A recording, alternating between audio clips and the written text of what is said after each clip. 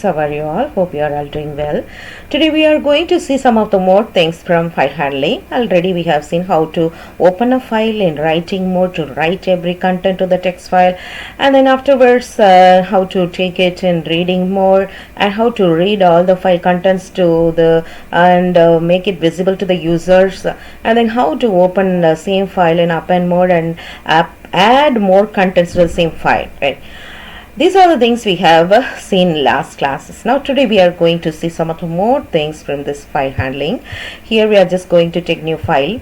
Here first of all you are going to open a file, F or F1, F2, whatever the variable if you want you can have it. I'm just going to have F.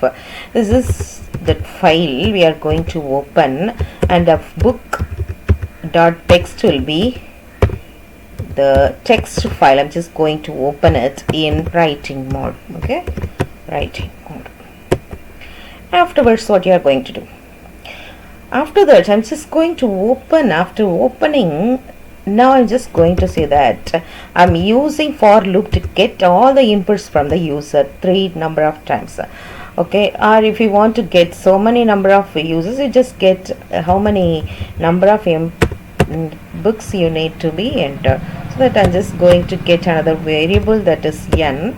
Here we are just going to say that integer input enter number of books. Okay, so in the beginning itself I ask the user how many number of books exist.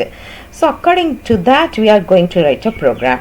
So the n is a variable, we are going to get the number of books in it, and we are going to use that particular n. So I in range in 11th standard you learned how to write this particular for loop. So I'm just going to say 0 to n times. Okay, n is the number of times, this many times you will get all the inputs from the user. So suppose the user gave 5 red cards, I need to enter for book. 5 books are there, so that the n will be passed here. If he passed 10, then it will be now passed over there. So according to the values of n, the loop will be executed. Okay, now I'm just going to say that first of all name of the book, okay, that will be now going to be get as an input from the user. So it is the keyword that you know already. String, you are converting everything, whatever the book name he gave will be now converted into string and going to be saved in name, and then name of the book. Afterwards author's name, I'm just going to say that